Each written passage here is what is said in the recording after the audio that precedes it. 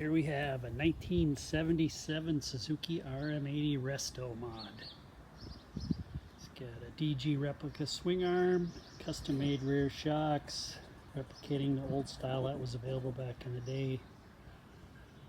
A lot of handmade items. All the steel washers and bushings were replaced with billet aluminum parts.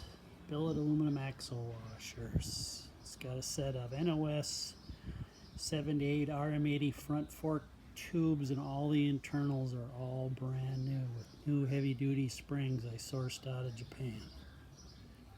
It's got DID aluminum wheels and Buchanan stainless steel spokes. It's about $3,500 plus in parts.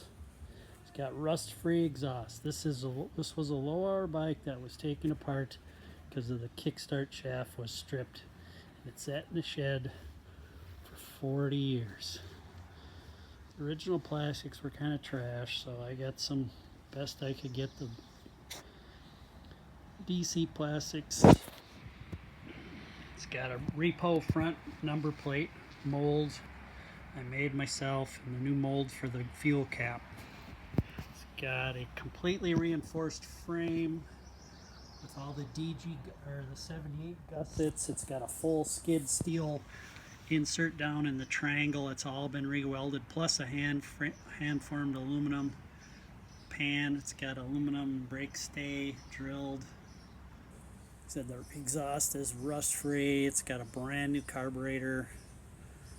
A lot of new parts, from the brake pull to the brake cams, to the brake levers, all new brake shoes, every seal, every bearing inside the engine. This one also has an NOS clutch basket I found.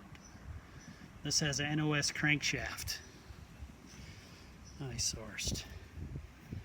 Let's get the original Suzuki RM80 throttle and the 1977 cable, which is very hard to find.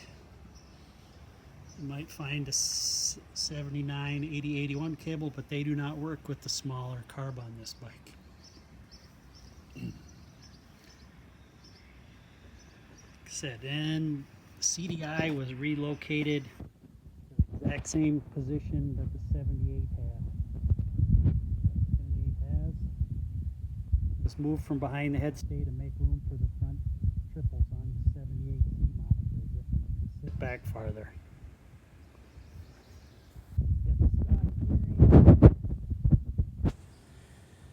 Custom made chain tensioner. These are notorious chain tossers. It's got a chain guide. I hand formed all those pieces out of aluminum.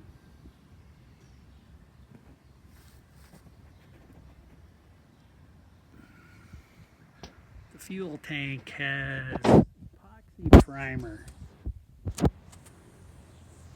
then a high build primer, then it was sealed, and then it was painted with the correct Alpine yellow, Suzuki yellow.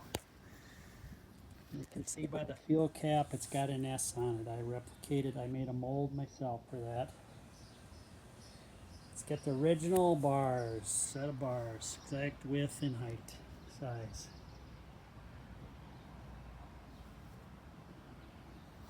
It's got a couple dings in the silencer, but I just left them. It's got, packing was good. I did not want to cut it open yet. Got the close original levers I could find. The perches were shot, and you're not going to find new RM80 perches. These are some really good perches I found on the internet. The levers are basically stock except for the rubber ends.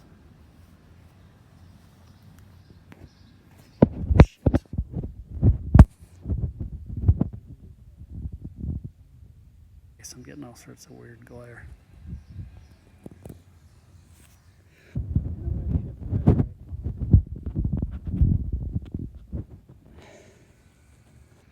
It's got a later model cover with the vents, and the plastic one was just kind of warped. I didn't like it. All new rubber boot on the cylinder. Those are also hard to find because this has the 24mm carburetor, and the boot going to the airbox is also different. It's another oddball part. Like I said, this one also has a brand new CDI box. Found the brand new CDI box for this. It's got the correct cap on the spark plug. Air box is really nice. This is the original 77 seat, so you know they have the metal. Foam was really nice. Production cover. Tires anywhere, so these are the best, closest I could find.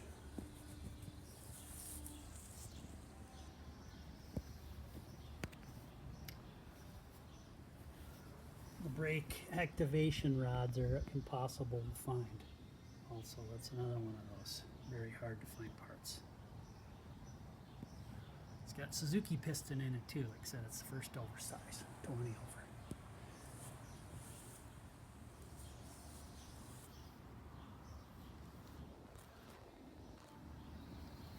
It's got a nice DG crossbar pad. Brand new.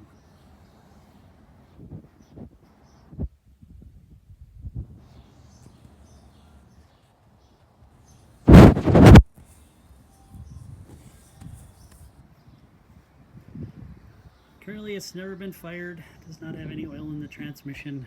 I probably will put oil in the transmission. I don't know if I'm going to fire it up or not.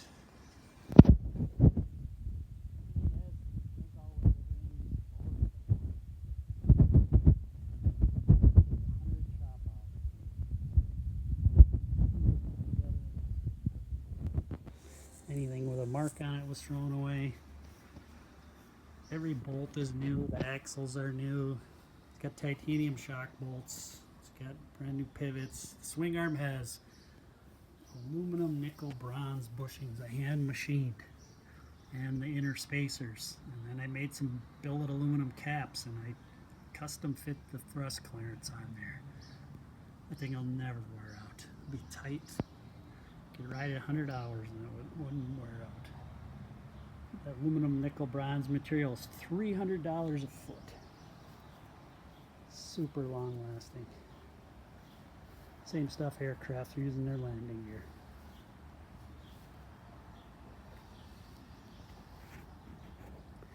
And I can see the rust, or the exhaust pipe is absolutely rust free on this one. And this is the 77 exhaust. 77 exhaust pipe. 78s and 79s had the little tabs with the small holes in them where the springs connect. They're not the same pipes.